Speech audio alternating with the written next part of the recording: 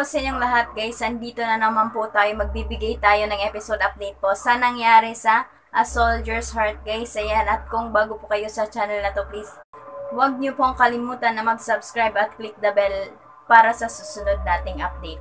At yun na nga ang mga nangyari nga guys, na eto ngang si Saal nga ay hinahanap na nga niya ang kanyang ang ina nga guys, at etong si Rashid nga, ngunit hindi pa rin nga niya itong nakikita nga guys. Magkakatagpo na sana itong si Saal nga at kanyang ina, ngunit ay tinawagan nga itong si Saal nga ng kanyang kakilala nga, at yun na nga ay nagbabaka sakali nga siya na makita nga niya doon nga sa supermarket. Yun na nga guys ay ipinakita nga din dito nga sa episode na to na kung paano nga nakaligtas nga itong si Saal nga guys. Kasi nga yung time nga nung pinasabog na nga niya itong bomba nga doon nga sa kubo nga ni Nasir nga guys, ay eto nga si Saal nga ay meron nga siyang ginawa ngang underground nga guys. At yun na nga ay nung nakita na nga nila yung mga sundalo nga guys, ay dali-dali nga siyang pumunta nga doon nga sa ilalim nga at pinasabog niya nga agad itong bomba nga. Yun na nga guys ay niligtas na nga siya ng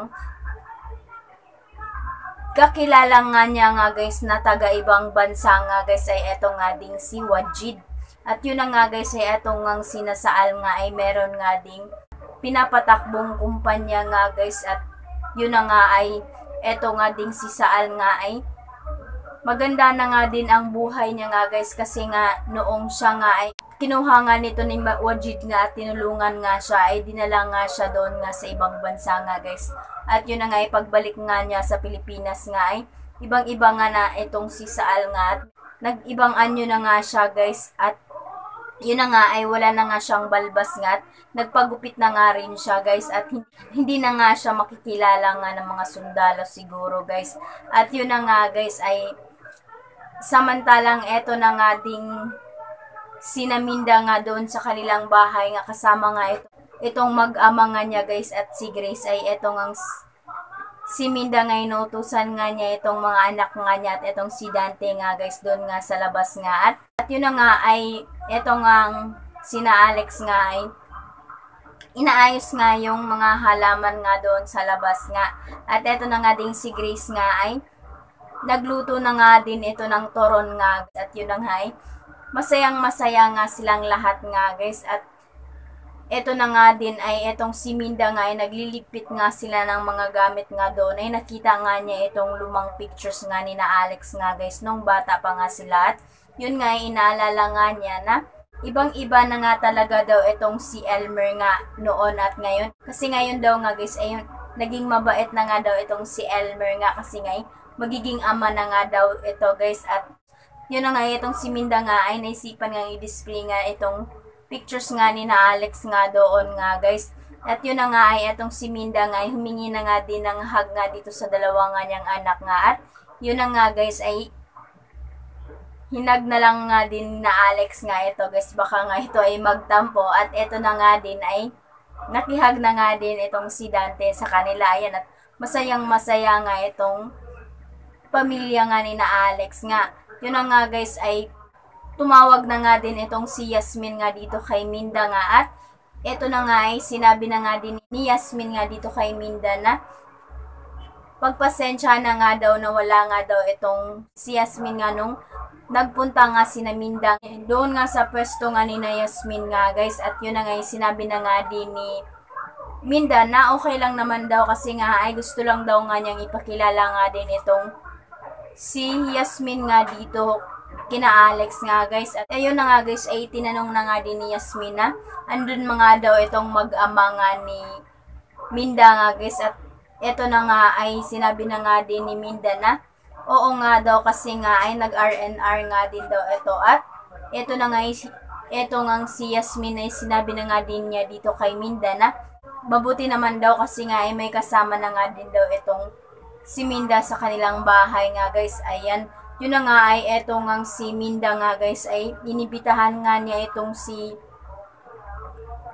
Yasmin nga or Amara nga sa kanilang bahay nga guys, na papuntahin nga niya ito, kasi nga ay para nga ay makilala na nga din daw nga ni Amara nga itong mag-ama nga niya guys. Ayun, at yun na nga ay pumayag na nga din itong si Yasmin. At samantalang ito na nga din si Fatima guys ay sinabi na nga din niya dito kay Yasmin na bakit naman daw nga nagpunta nga daw itong si Minda nga doon sa kanilang pwesto nga guys. At ito na nga ay baka nga daw ay magkakaroon daw nga sila ng problema nga dito kay Minda. At sinabi nga ni Yasmin na okay lang daw na daw yung alalahanin nga si Minda nga guys. Ayan, at sinabi nga din ni Yasmin dito kay Fatima na kailangan na daw nga magpakasal na nga itong dalawa nga guys, si Fatima at si Rashid nga. At ito na nga sinabi nga ni Fatima na bakit daw nagmamadali nga daw itong si Yasmin nga guys. At sinabi nga ni Yasmin na hindi nga daw dapat ipagpaliban nga ito nga kasal nga ng dalawa kasi nga daw ay dapat daw nga nilang gawin na guys kasi ay hindi nga daw dapat sayangin yung oras nga guys. At hindi nga daw nila alam nga yung panahon nga at dapat nga daw ay gawin nga daw nila yung gusto nga nilang gawin nga ni Fatima nga guys.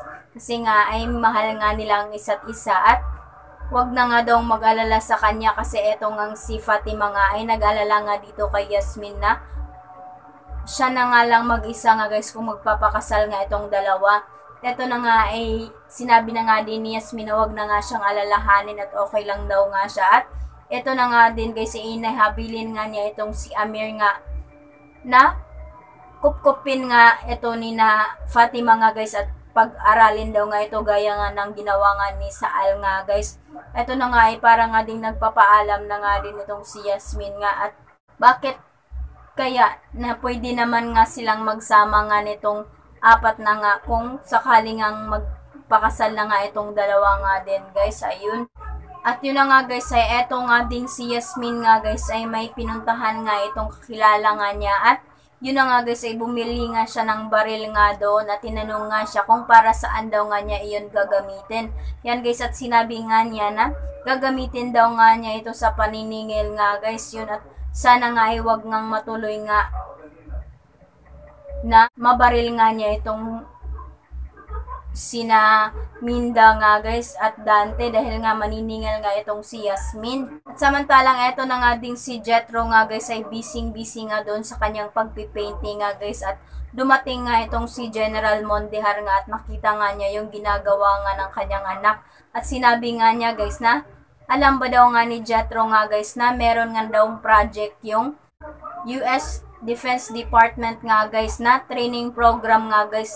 At kung meron ngang makakapasa nga nito ay dadalhin nga doon nga sa US para nga doon daw din mag-training nga guys. At yun na nga ay sinabi nga ni Jethro na okay lang naman daw nga siya at nakapasa naman daw nga siya doon nga sa SR training nga guys. At eto na nga ay nagalit etong si General Mondehar nga kasi nga ay dapat nga daw etong si Jethro nga guys ay gusto nga niya na sumali nga itong si Jethro nga doon sa sinasabi nga niyang training nga guys. Ngunit ito na nga ay naghahanda daw nga itong si Jethro nga guys para nga doon nga sa kanyang exhibit nga sa pagpipainting nga guys. At ito na nga ay okay lang naman daw nga siya, kontento naman daw nga siya sa kanyang na-achieve na nga daw guys. Ngunit etong si General Mondehar nga ay sinabi nga niya na gusto nga daw niya na ma-promote pa nga itong si Jethro at maging kagaya nga daw niya guys na general nga. At eto na nga ay sinabi nga ni Jethro na ayaw daw nga niyang maging general nga guys.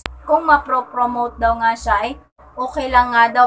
Pero kung hindi ay okay lang nga din. At eto nga ang ikinagagalit nga talaga ni General Mondehar nga guys. At yun na nga guys ay eto nga painting nga ni Jethro nga doon nga guys ay pinagwawasak nga nito ni General Mondehar nga guys. At yun na nga sinabi nga ni Jethro na ginawa naman daw nga niya lahat yung gusto nga na kanyang daddy kahit ayaw nga daw niya ng maging sundalo nga guys. At yun na nga ay sinabi nga niya na hindi nga daw anak nga yung turing nga ni General Mondehar nga sa kanya guys, kundi nga daw ay isang shadow nga guys. Kasi nga ay gusto nga daw ni General Mondehar nga na maging sunod-sunuran daw nga itong si Jethro nga sa kanya guys. At eto na nga sinabi nga din ni Jethro na tapos na nga daw siyang sumunod nga dito sa kanyang ama nga guys.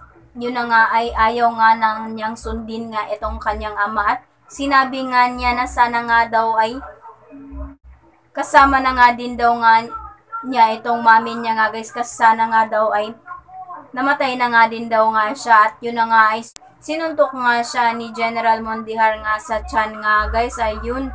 At yun na nga ang mga nangyari nga guys sa episode nga na ating napanood nga guys. At eto na nga din ang mangyayari nga sa dito nga guys na ating dapat pakaabangan nga din guys next week nga, na eto na nga din si Jethro nga guys. Tawagan na nga din niya itong si Elmer nga guys na meron nga itong problema nga itong si Jethro kasi nag-away nga sila ng kanyang daddy nga guys. At yun na nga itong si Jethro nga ay na-aksidente nga ito guys, nabangga nga itong kotse nga sinasakyan nga niya guys, ayun. At samantalang eto na nga din si Abby nga din ay hiniwalayan na nga din ni Aliyah nga guys, at labis na nga din nasaktan nga itong si Abby. At sinabi nga niya dito sa kanyang ina nga guys na bakit nga daw ay hadlang nga itong pagsusundalo nga niya dun nga sa gusto niya nga guys na magkaroon na nga ng isang pamilya nga guys. Yun na nga ay pakaabangan natin yan kung magkabalikan nga ba itong si Abby at Aliyah. At samantala eto na nga din ang ating dapat pang pakaabangan nga guys, na eto nga si Alex nga ay nakita nga niya na eto nga si congressman nga ay dinukot nga ng kampo nga nina Saal nga guys, ngunit hindi pa nga niya nakita nga itong si Saal nga din doon. At eto na nga ay andun nga siya guys, at humihingi lang nga siya ng backup nga dito sa kanyang mga kasamahan nga guys, kasi nga ay andun nga siya at kitang-kita nga niya kung ano nga ang ginagawa dito sa congressman nga guys, ayun. Yun na nga ang mga dapat pakabangan natin yan guys next week po dito sa Soldier's Heart. At maraming salamat po sa inyong panonood. At sa hindi pa po nakasubscribe, please huwag niyo pong kalimutan mag-subscribe at click the bell para sa susunod nating update.